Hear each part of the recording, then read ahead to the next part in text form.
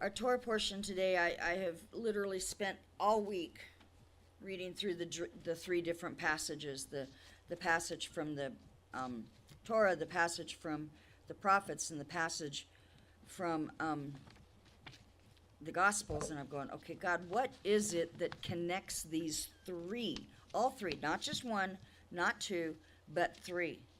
I can see the connection between the Gospel and the Torah portion. I could see the connection between the prophets and the Torah portion, but I couldn't see the connection between all three until literally just in the middle of one of the songs we were doing this morning, and I saw the connection. So we'll talk about that connection in a little while. And today we've got just Frank and Paula to do the reading. We need people to come so we can do the reading. Craig's having problems with his lungs, so we'd ask for prayer for that, for us and for Craig. I'll do the last one. That's perfect. We don't know what's going on. He doesn't get to see, not this week, but the next week for the pulmonologist. And be praying for that because it's hard. Yeah. It's hard when you can't breathe. And when you can't quite catch your breath and you can't keep your oxygen up, and that triggers anxiety and it triggers panic, and all of that stuff just works together, right? And it's a perfect storm. And so we are going through a perfect storm, financially, health, all of that, and then having this stuff not working today. So it's kind of a perfect storm for us. But I know who is in the middle of that storm. And so we trust him and we believe him. Bereshit, Genesis chapter 18, Vayera, which means he appeared, and we're talking about Avraham and his relationship with God. Frank? Now the Lord appeared to Abraham by the oaks of Mamre while he was sitting at the tent door of the heat in the heat of the day. And when he raised his eyes and looked, behold, 3 men were standing opposite him, and when he saw them, he ran from the tent door to meet them and bowed down to the ground and said, My Lord, if now I have found favor in your sight, please do not pass by your servant by. Please let a little water be brought and wash your feet, and make yourselves comfortable under the tree, and I will bring a piece of bread so that you may refresh yourselves. After that you may go on, since you have visited your servant. And they said, So do as you have said. And Abraham hurried to the tent of Sarah and said, Quickly prepare 3 measures of fine flour, knead it and make bread cakes. And Abraham also ran to the herd and took a tender and a choice calf and gave it to the servant. And he hurried to prepare it and took the curds and milk and the calf which he had prepared and set them before them. And he was standing by them under the tree as they ate. And when they said to him, Where is your wife Sarah? And he said, There in the tent. He said, I will certainly return to you at this time next year, and behold, your wife Sarah will have a son. And Sarah was listening in the tent, which was behind him. Now Abraham and Sarah were old, advanced in age, and Sarah was past childbearing. So Sarah laughed to herself, saying, After I have become old, am I to have pleasure, and my Lord being old also? But the Lord said to Abraham, Why did Sarah laugh, saying, I shall actually give birth to a child when I am so old? Is anything too difficult for the Lord?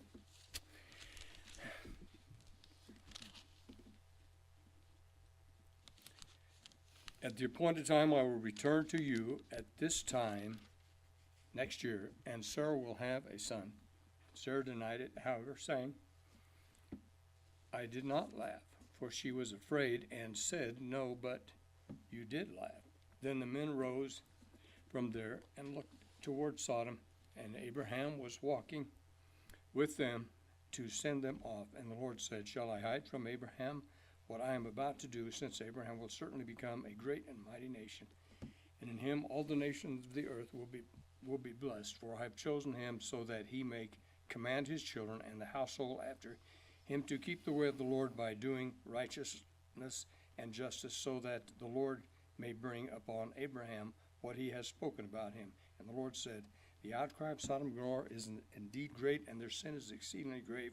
I will go down and see whether they have done entirely as the outcry which has come to me indicates, and if not, I will know.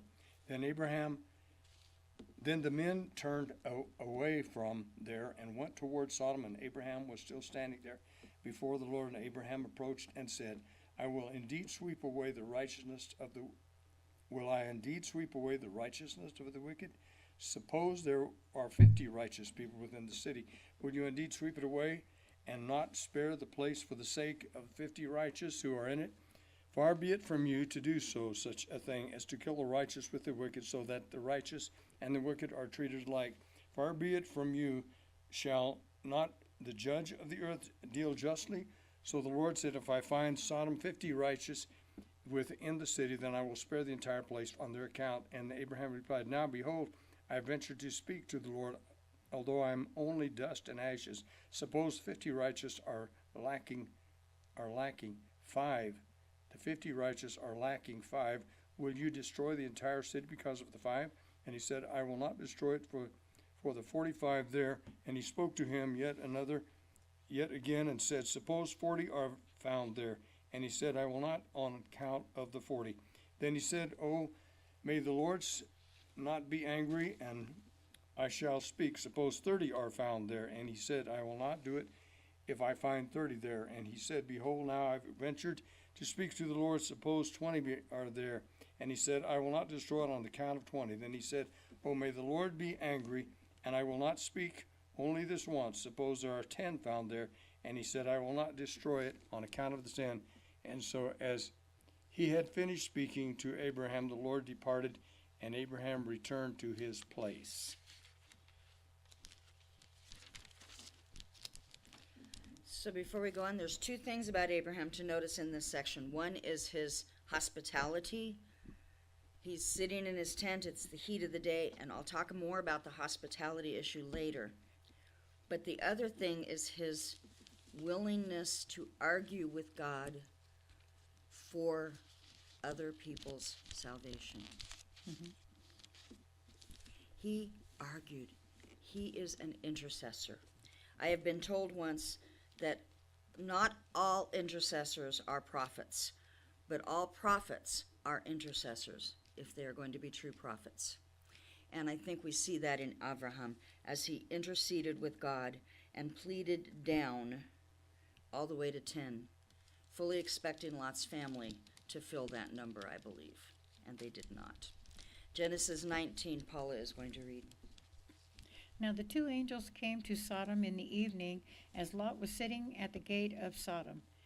When Lot saw them, he stood up to meet them and bowed down with his face to the ground. And he said, now behold, my lords, please turn aside from your servant's house and spend the night and wash your feet. Then you may rise early and go on your way. They said, no, but we shall spend the night in the public square. Yet he strongly urged them, so they turned aside to him and entered his house. And he prepared a feast for them and baked unleavened bread, and they ate. Before they lay down, the men of the city, the men of Sodom, surrounded the house, both young and old, all the people from every quarter. And they called to Lot and said to him, where are the men who came to you tonight? Bring them out to us, that we may have relations with them. But Lot went out to them at the doorway and shut the door behind him and said, please, my brothers, do not act wickedly. Now look, I have 2 daughters who have not had relations with any man.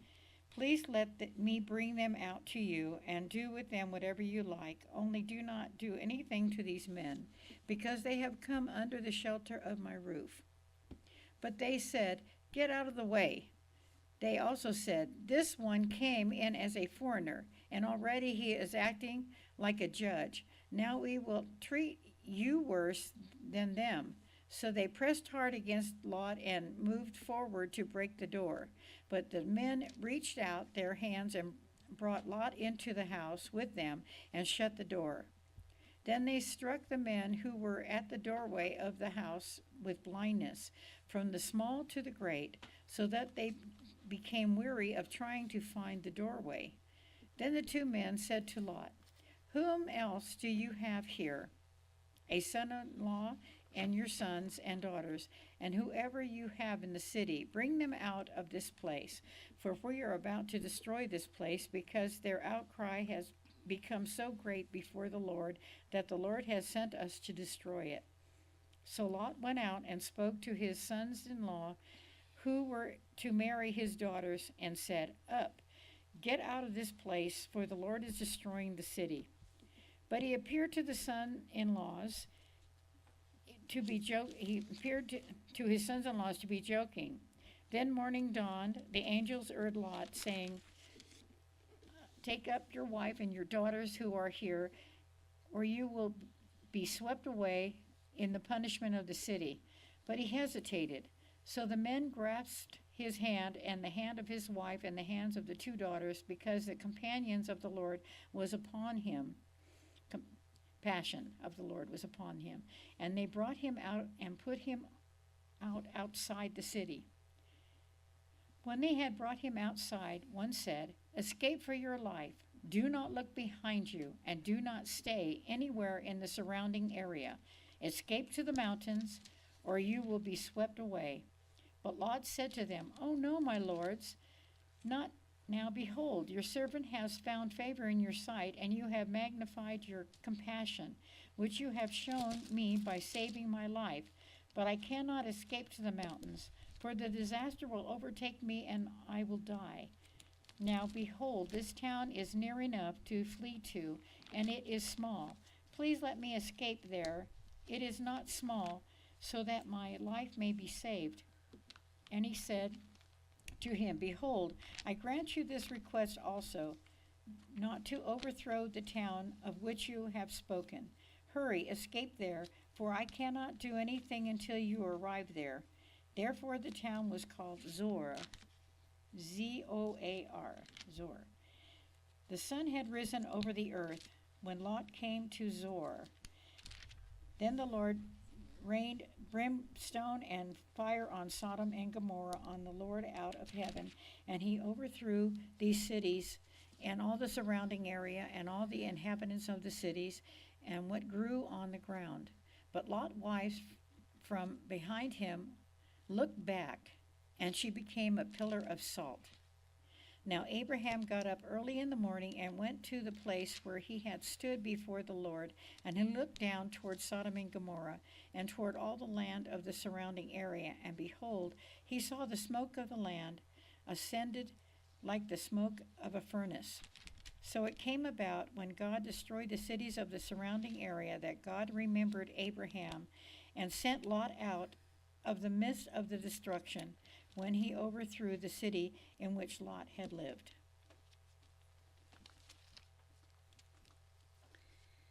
Abraham got God down to 10. You would think there would be 10 in Lot's household that were righteous. There were not. There's a saying in Judaism that says the world stands on behalf of 10 righteous men. That there are 10 righteous men in any generation, otherwise the world would be destroyed. We'll talk more about that later. Frank is going to read Genesis 19, verse 30 through 20, verse 18. Now Lot went up from Zoar with his two daughters and stayed in the mountains, because he was afraid to stay in Zoar, and he stayed in a cave, and he and his two daughters. Then the firstborn said to the younger, Our father is old, and there is not a man on earth who had to have relations with us according to the customs of all the earth. Come, let us make our father drunk with wine, and let us sleep with him, so that we may keep our family alive through our father. So they made their father drink wine that night. The firstborn went in and slept with her father, and he did not know when she lay down or got up. On the following day the firstborn said to the younger, Look, I slept last night with my father. Let's make him drink wine tonight together too. Then go in and sleep with him, so that we may keep our family alive through our father. So they had their father drink wine that night too, and the younger got up and slept with them, and he did not know when she lay down nor got up. So both of the daughters of Lot conceived by their father. Firstborn gave birth to a son, and his name was Moab, and he is the father of the Moabites to this day. And as for the younger, she also gave birth to a son, and named him Ben-I-Mi. He is the father of the sons of Ammon to this day. Now Abraham journeyed from there toward the land of Negev, and settled between Kadesh and Shur. and he lived there for a time in Gerar. And Abraham said to his wife Sarah, "See, she is my sister." So Abimelech the king of Gerar sent men and took Sarah. But God came to Abimelech in a dream of the night and said to him, "Behold, you are a dead man because of the woman whom you have taken, for she is married." Now Abimelech had not come near her, and he said, "Lord, will you kill a nation even though blameless? Did he himself not say to me, 'She is my sister'? And she herself said, 'He is my brother.' In the integrity of my heart and the innocence of my hands I have done this." Then God said to him in the dream, "Yes, I know that in your integrity of your heart you have done this, and I also kept you from sinning against me. Therefore I did not let you touch her. Now then, return the man's wife, for he is a prophet, and he will pray for you, and you will live. But if you do not return to her, know that you will certainly die, you and all who are yours." So Abimelech got up early in the morning and called on his servants and told all these things in their presence, and the people were greatly frightened. Then Abimelech called Abraham and said to him, "What have you done to us? Now and how have I sinned against you that you have brought on me and on my kingdom a great sin? You have done to me things that ought not to be done." And Abimelech said to Abraham, "What have you encountered that you have done this thing?" And Abraham said, "Because I thought, surely there is no fear of God in this place, and they will kill me because of my wife. Besides, she is actually my sister, for the daughter of my father, but not the daughter of my mother. She became my wife, and it came about when God caused me to wander from my father's house that I said to her, 'This is the kindness which you will show to me. Everywhere we go, say of me, he is my brother.' Abimelech then took sheep and oxen and male and female servants and gave them to Abraham, and he returned his wife Sarah to him. Abimelech said, 'Behold, my land is before you. Settle wherever you please.' To Sarah he said, 'Look, I have given your brother 1,000 pieces of silver. It is your vindication before all who ate with you, and before everyone you are cleared.' Then Abraham prayed to God, and God healed Abimelech and his wife and his female slaves, so that they gave birth to children, for the Lord had completely closed all the wombs of the household of Abimelech because of Sarah, Abraham's wife." Now, before we get all upset with Lot's daughters, understand the culture of the day was you married into a relative. You married a kinsman. It is most likely that their mother was from Sodom. And that's how Lot was able to move into the city, because he married someone within the city. So their relatives, their kinsmen, as far as they know, have all been killed, and there is no one left to carry on the family name, which is what was important in their day. Doesn't make what they did right. It does not. God does not approve of that. But it helps us understand a little bit more, I think, of their thinking and of why they did what they did. Yes, they knew that Zohar has still stood. They knew that that little town was still there. They probably would know that Abraham and his group were still there, but they thought they were supposed to marry into their mother's family, and there was none left. It was the culture of the day, and that, we look at some of this stuff and we forget what the culture was. And I'll talk more about the culture of hospitality in a little while. Our next part is out of Genesis 21, verses 1 through 34.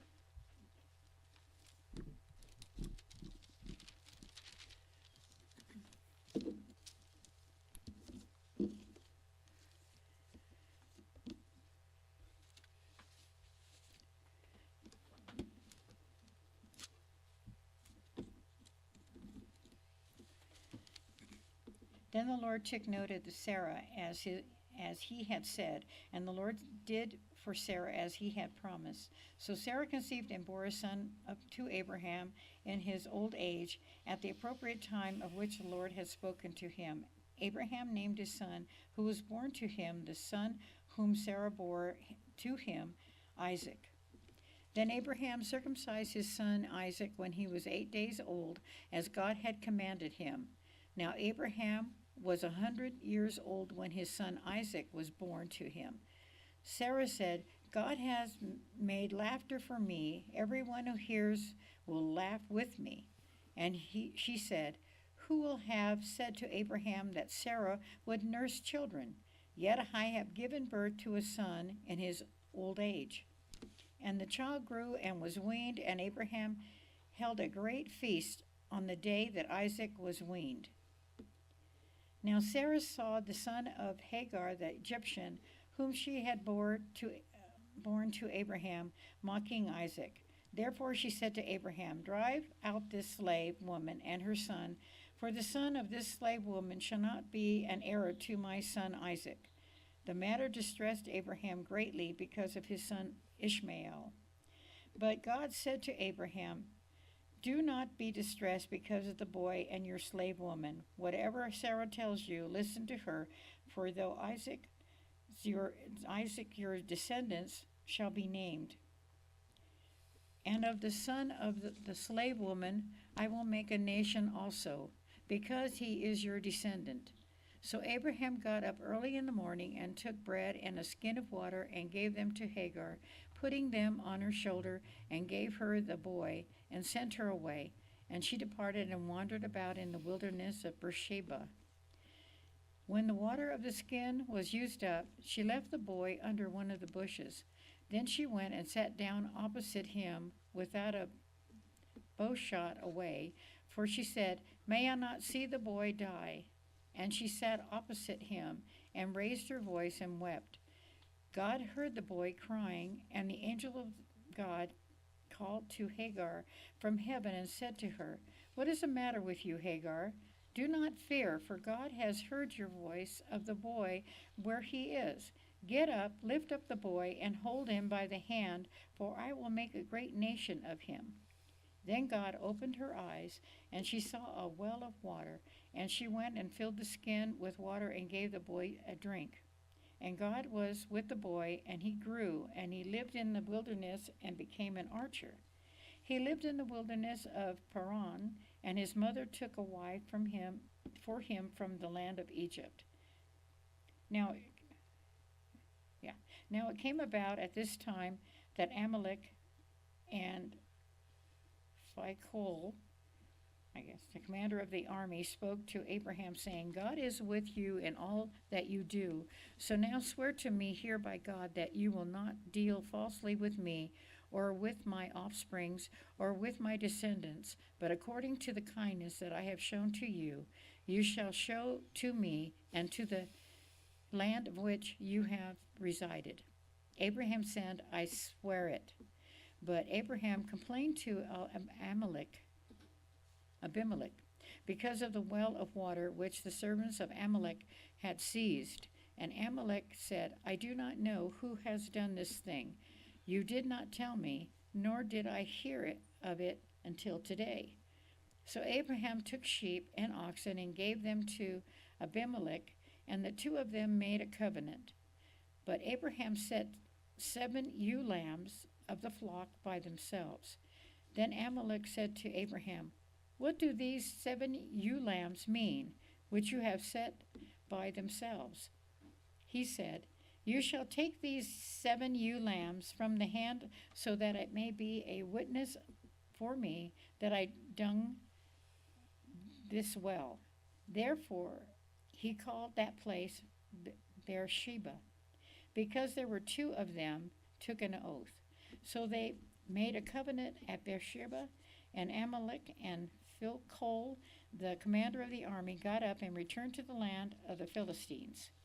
Abraham planted tamarisk tree at Beersheba, and there he called on the name of the Lord, the everlasting God. And Abraham resided in the land of the Philistines for many days. Okay. I'm going to take those with me. Yeah.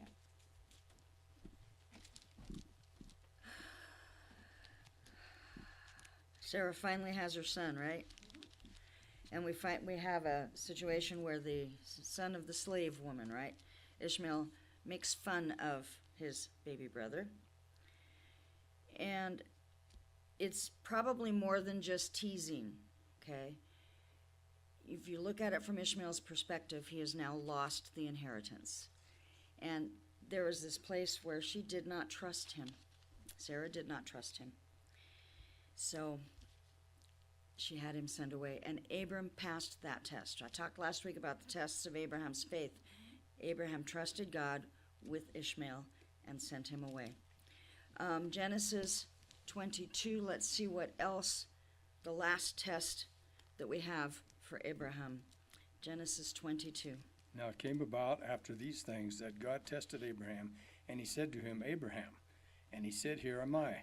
Then he said, Take now your son, your only son, whom you love, Isaac, and go to the land of Moriah, and offer him there as a burnt offering on the mountains of which I will tell you. So Abraham got up early in the morning, saddled his donkey, and took his 2 young men with him and his son Isaac, and he split wood for the burnt offering and set out and went to the place of which God had told him. On the 3rd day Abraham raised his eyes and saw the place from a distance. Then Abraham said to his young men, Stay here with the donkey, and I and the boy will go over there, and we will worship and return to you. And Abraham took the wood and the burnt offering and laid it on the son Isaac, and he took in his hand the fire and the knife. So the 2 of them walked on together. Isaac spoke to his father Abraham and said, My father. And he said, Here am I, my son. And he said, Look, the fire and the wood, but where is the lamb for the burnt offering? And Abraham said, God will provide for himself a lamb for the burnt offering, my son. So the 2 of them walked on together. Then they came to a place of which God had told him, and Abraham built on the altar there and arranged the wood and bound his son Isaac and laid him on the altar at the top of the wood. And Abraham reached out with his hand and took the knife to slaughter his son. But the angel of the Lord called to him from heaven and said, Abraham, Abraham. And he said, Here am I. He said, Do not reach out your hand against the boy, and do not do anything to him. For now I know that you fear God, since you have not withheld your son, your only son, from me. Then Abraham raised his eyes and looked, and behold, him was a ram caught in the thicket by the thorns. And Abraham went and took the ram and offered it up as a burnt offering in the place of his son. And Abraham named the place, The Lord will provide, as it is said on this day, on the mountain of the Lord it will be provided. Then the angel of the Lord called Abraham a second time from heaven and said, By myself I have sworn, declares the Lord, because you have done this thing, you have not withheld your son, your only son. Indeed, I will greatly bless you, and I will greatly multiply your seed as the stars of the heaven and as the sand which is on the seashore. And your seed shall possess the gate of their enemies, and in your seed all the nations of the earth shall be blessed, because you have obeyed my voice. So Abraham returned to his young men, and they got up and went together to Beersheba, and Abraham lived in Beersheba. Now it came about after these things that Abraham was told, saying, Behold, Milcah also has borne children to your brother Nahor, Uz his firstborn, Buz his brother, Kemuel, the father of Abram, Hazo, Pildash, Ziblap, and Bethuel. And it was Bethuel, the father of Rebekah, whose 8th Micah son bore Nahor, Abraham's brother, and his concubine, whose name was Renu, also gave birth to Teba, Gaham, Tahash, and Makkah. And we'll hear about a couple of others of those next week. This is the final test of Abraham, where God tells him, Take your son whom you love and go to the land of Moriah and offer him as a burnt offering. And to be honest, there are rabbis that will tell you that Abraham failed this test, because unlike his position with God against Lot and the destruction of Sodom, Abraham did not argue. He didn't say, Wait a minute, God. Human sacrifice? You abhor human sacrifice. He did not do that. He just got up and went and did it. He got to the point, it was like, if God says to do it, I'm going to do it. I prayed for, and some will tell you that that's almost a failure on his part. I will tell you that's a humanness on his part. Whether it's a failure or not, I don't think so. He did trust God. He believed God. He had argued about Saddam. God destroyed the city anyway. God will do what God needs to do. And so in this case, he takes his son, his only son, the one who is to be the one who inherits and carries on the legacy. And he is not a little boy. He is anywhere, some put him at 16, some put him at 20. He's not a child. He's big enough to fight off a man who is over 100 years old. But he also, with faith, willingly allowed himself to be bound. And that says a lot for both of them. Now I want you to listen in 2 Kings 4. Paula's going to read 2 Kings 4, 1 through 37. Listen for what is in that story that is also in the stories we have just read regarding Abraham and Sarah. 2 Kings. 2 Kings 4, 1 through 31. Now a woman of the wives of the sons of the prophets cried out to Elisha? Close enough. Elisha. It's either Elisha or Elisha, depending on where Elisha, you're from. okay. Your servant, my husband, is dead, and you know that your servant feared the Lord, and the creditor has come to take my 2 children to be his slaves. So Elisha said to her, what shall I do for you? Tell me, what do you have in the house? And she said, your servant has nothing in the house except a jar of oil. Then he said, go, borrow containers for yourself, empty containers for all of your neighbors. Do not get too few. Then you shall come in and shut the door behind you and your sons, and pour into all these containers, and you shall set aside what is full. So she left him and shut the door behind her and her sons. They began bringing to the containers to her, and she poured the oil. When the containers were full, she said to her son, bring me another container. But he said to her, there is no more containers. Then the oil stopped. So she came and told the man of God, and he said, go, sell the oil and pay your debt, and you and your sons can live on the rest. Now a day came when Elisha came out over Shushem, where they had a prominent woman, and she urged him to eat food. And so it was, as often as he passed by, that he turned in there to eat food. And she said to her husband, behold, now I am aware that this is a holy man of God, passing by us repeatedly. Please, let's make a little walled upper room, and let's set up a bed for him there, and a table and a chair and a lampstand. Then it shall be, when he comes to us, that he can turn in there. Now one day he came there and turned into the upper room and rested. Then he said to his servant Gehazi, call this Shunammite.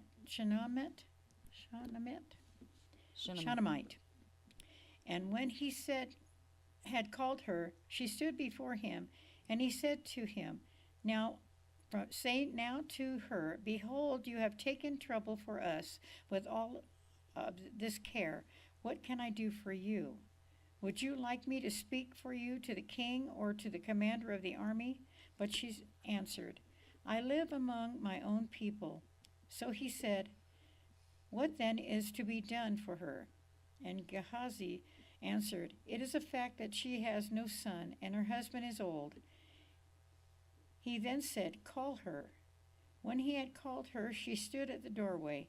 Then he said, at this season next year you are going to embrace a son. And she said, no, my lord, you, man of God, do not lie to your servant. Now the woman conceived and gave birth to a son at that season the next year, as Elisha had told her. Okay.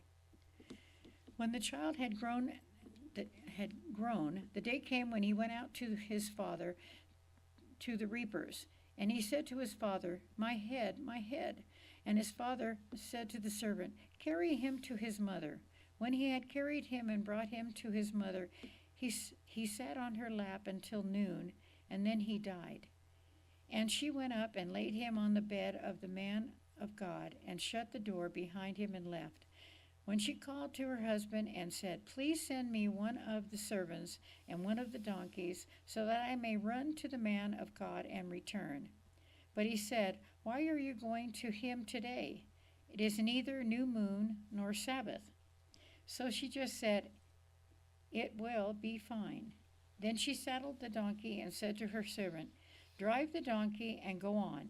Do not slow down the pace for me unless I tell you. So she went on and came to the man of God at Mount Carmel.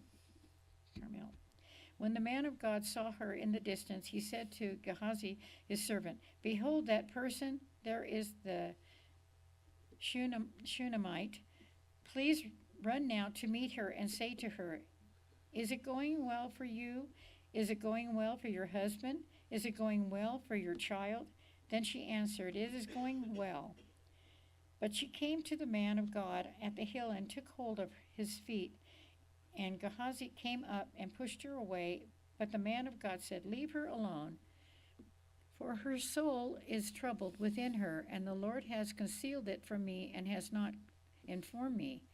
Then she said, did I ask for a son from my Lord?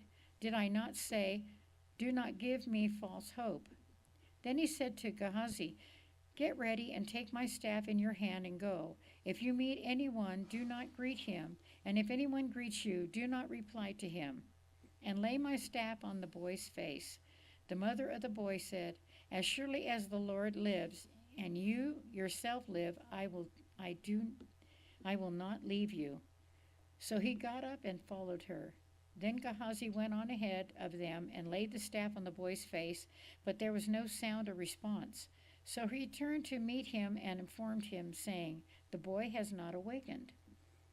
When Elisha entered the house, behold, the boy was dead, laid on his bed. So he entered and shut the door behind them both, and he prayed to the Lord. Then he got up on the bed and laid on the child, and put his mouth on the mouth, his eyes on his eyes, his hands on his hands, and he bent down on him, and the flesh of the child became warm. Then he returned and walked to the house back and forth once, and went up and bent down on him, and the boy sneezed 7 times. Then the boy opened his eyes, and he called Gehazi and said, call this Shunammite. So he called her, and when she came to him, he said, pick up your son. Then she came in and fell at his feet and bowed down to the ground, and she picked up her son and left. So there are a couple of things in the story that are similar to what we saw in Genesis reading. One is that we have provision given for the children of a prophet, right? We have God provides. God will provide. God provided water for Ishmael and Hagar. God provided a ram. God provides. So we have that at the beginning. And then we have the Shunammite woman. Now, Jesus uses her as an example in one of his teachings, and it enrages the people that he's teaching. Why? Because Shunammite woman is a Gentile. And what he's saying is there were other widows. There were other Gentiles. And this woman was a Gentile, and God honored her and her faith with a son, the promised son, right? Just like Sarai. A son promised, a son received, a son taken away or seemingly taken away, and the son returned. And that is a good correlation, right? Now let's read out of our third passage, out of Luke. She also fixed that room for him. Luke 17. And this is carrying on from where we stopped last week, okay? Luke 17:28. Likewise, as it was at the time of Lot, The people ate and drank and bought and sold and planted and built. But the day Lot left Sodom, fire and sulfur rained down from heaven and destroyed them all. This is how it will be on the day the Son of Man is revealed. On that day, if someone is on the roof with his belongings in his house, he must not go down to take them away. Similarly, if someone is in the field, he must not turn back. Remember Lot's wife. Whoever aims at preserving his own life will lose it, but whoever loses his life will stay alive. I tell you, on that night, there will be 2 people in one bed. One will be taken and the other left behind. There will be 2 women grinding grain together. One will be taken and the other left behind. In some manuscripts it also says there will be 2 men in a field, one taken and the other left behind. And they asked, Lord, where? And he said, wherever the dead body is, that's where the vultures will gather. That's a pretty rotten, awful thought, isn't it? Let's pray. Father, help us see what you want us to see through all of this. Help us know what you want us to know. Give us your heart. In the name of Yeshua, our Messiah. Amen. Now, I've talked about several things that are in between them all, and this passage here doesn't say a whole lot. This passage here seems to be completely limited, the connection being only that destruction is coming as it came to Sodom and Gomorrah. And yet, the connection is broader than that. Now, first of all, I want us to understand the one taken, the other left behind. We're not talking about a rapture here. We're not talking about necessarily being pulled out like Lot and his family were. That's not what it's talking about. One taken, one left has to do with judgment. Has to do with judgment. The one taken is not necessarily taken to a good place. That is the way the enemy of Israel acted many times, where they would take one person and slaughter them just to do that, just to be an example to everyone else. It was an awful place and an awful way to live. That's not what it's talking about. It's not talking about being taken to something good. It says where the dead body is, that's where the vultures gather. So we're going to where the vultures are going to gather. That's the message behind that. But in the middle of all of this, he says, remember Lot's wife. What is it about Lot's wife that he wants us to remember? We watched a video yesterday where a guy was going through some of these stories, and he said that Lot's wife was turned into a pillar of salt because salt is a preservative, and God wanted to preserve the message. Don't look back. Don't look back on what you have left behind. Don't look back longingly, because it wasn't just she glanced back to see what was going on. It was I don't want to be leaving. I don't want to go. Why are you dragging me away from everything I know? But the next question is, why did God turn her into salt? What is it about salt? There's a midrash that explains it. Remember, we have Lot sitting at the city gate, just like Abraham was sitting at the door to his tent.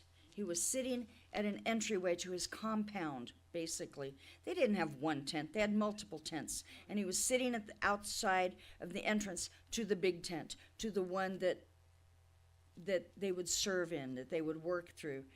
And we have Lot sitting at the gate to the city, right? Why is Lot sitting at the gate to the city? Because Lot is doing exactly what Abraham did, which is to be ready and willing to provide hospitality in a community where hospitality was not approved of. There are historical documents that tell us that in Sodom and Gomorrah, but Sodom worse than, but both of them, that they were very selfish people. It was what's yours is yours, what's mine is mine. And if you're a stranger, what's yours can be mine too. And if you don't give it to me, I will take it from you. And you will be subjected to humiliation if you come in here with nothing. You will be subjected to humiliation if you come in here with nothing. The men that God sent, the angels that God sent, came through the gate with nothing. Lot did what Abraham trained him to do, and he took them home. Once you cross the threshold, you become part of the family. And my responsibility is to protect your life even at my own risk. And that is part of that culture. It's still a part of the culture. It's still a part of the culture. If you are invited in to a home, you become their responsibility. They will protect you and take care of you. And that's the whole thing. And so Lot brings them into the home. Food is fixed to prepare. Who fixes the food in this household usually? Who would be the one to fix the food? The wife, right? The woman. The Midrash says that she was frustrated with him. She was from Saddam. He married from within the city. She was from that culture. You don't entertain strangers who have nothing. What are you doing? And so in preparing the food, it is said she refused to use salt because salt was too valuable to waste on strangers. Her husband had hospitality. She showed none. She showed none. She prepared unleavened bread, whatever you could do quickest. She didn't even try to put together a good meal. She put together a few sandwiches. Fine, you brought in these strangers, I'll make you bologna sandwiches. That's all they're worth. That was the way she responded to them. When Jesus says, remember Lot's wife, he's not talking about just the fact that she looked back on her land and her people with longing, but the fact that she was so stingy. She was so selfish. She did not know, could not show hospitality the way her husband wanted to. She withheld the salt, which was the flavoring they had. Have you ever had bread made without salt? It's not very good. And so God gave her what she valued. She valued her salt. He gave her the salt. He made her into salt, as an example. You ever hear the story of the Midas touch? You know, the king that loved gold so much, and his wish was that whatever he touched would turn to gold. And pretty soon, and he got granted that wish. I don't remember who granted him the wish. I don't understand all of that, but I don't remember all that part of the story. But what I remember is that everything he touched turned into gold, and his little daughter comes running up to him, Daddy, and he hugs her, and she turns into a gold statue. It's the same type of story. What do you value more than anything? If you value wealth, that wealth will destroy you. If you value your spices because they're worth something and that stranger's not worth even the use of a spice, that will destroy you. What do you value? And are you willing to let it go when God says let it go?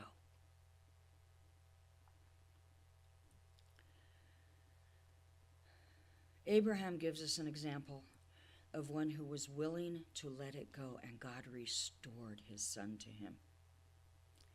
But it costs him, and we'll talk about the cost next week.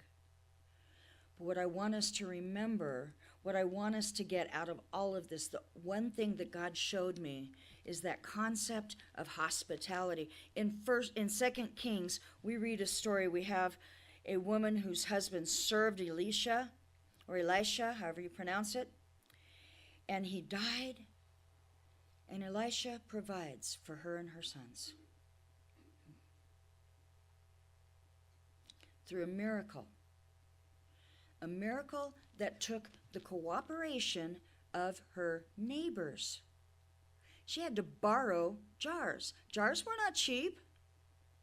Jars were not free. How many of you we have people in our congregation who can foods, and they'll bring you a jar of jelly or a jar of peaches or a jar of whatever they have canned, and make sure you bring the jar back to me. Why? Because jars are valuable, right? They can be reused. They are there for a reason. This woman had to go have her sons borrow the jars from the neighbors, and the neighbors were willing to lend them. That says a lot. She had relationship with the neighbors. There was cooperation. We have the Shunammite woman.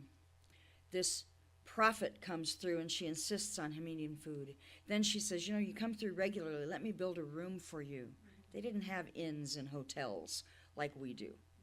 So she built a room for him. This became his prophet's chamber, a single bedroom where he could come, where he could rest, where he could be out of the desert air, right? She gave him hospitality, just as the neighbors of the widow gave her hospitality, just as Abraham gave hospitality to the angels, just as Lot gave hospitality, but his wife would not. Remember Lot's wife. What do you value more than other people, more than other life? What do you grudgingly hold on to that you could be sharing with someone who is in need? Jesus said, if you have 2 coats and you see someone who doesn't have one, give it to them. If what you have has been given to you not to hoard, but to share, to provide. There's a passage in Torah that says the poor will always be with you. And also within that same passage it says there will be no poor among you. And what that means is that if you will do what God says, those who are poor among you will have their basic needs provided for, because you as a people will provide it. You will help your neighbors. You will give them a way to lift up. If a man sold himself as a servant, when he was released, you were supposed to send him out, not just send him out and set him free. He wasn't a slave released to nothing. He was given something to start his life over with.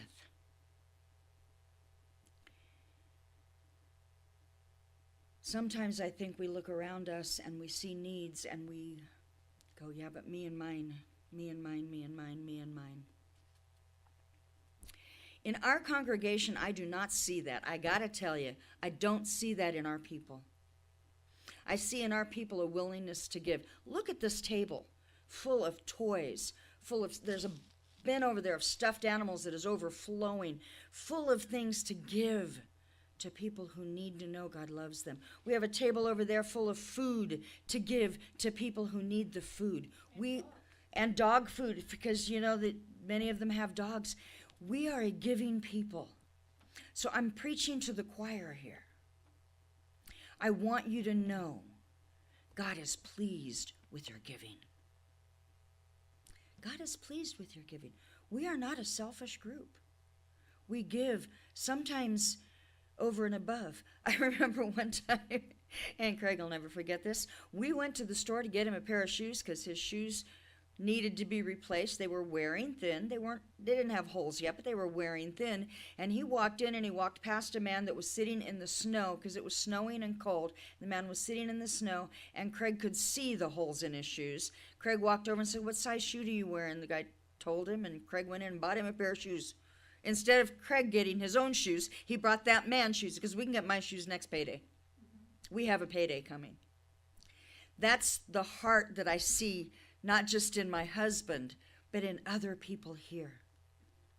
And that is a good heart. That is the heart of Abraham. That is the heart that loves God. That's the heart of the Shunammite woman. That's the heart of the neighbors of the widow.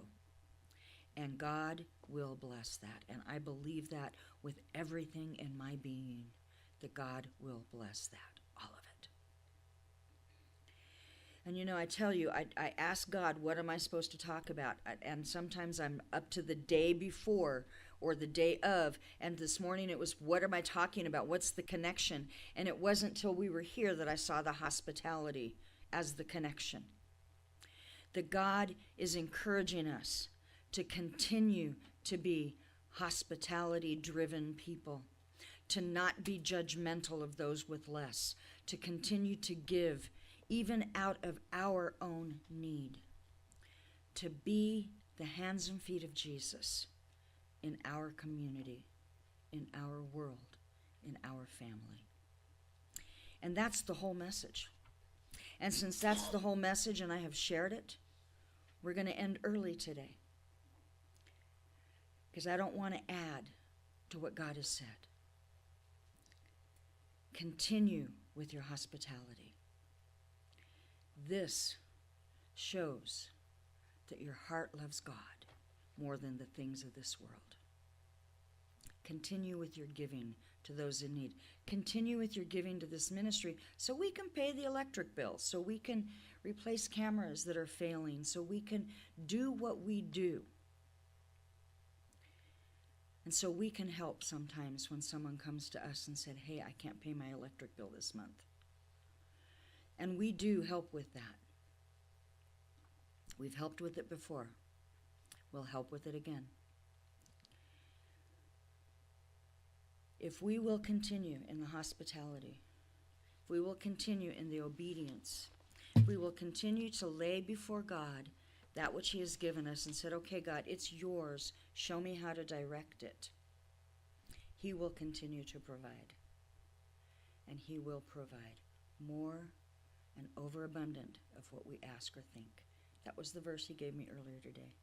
God will provide more than what you ask or think. Value God. Seek his kingdom and his righteousness, and all these things will be added to you as you need them.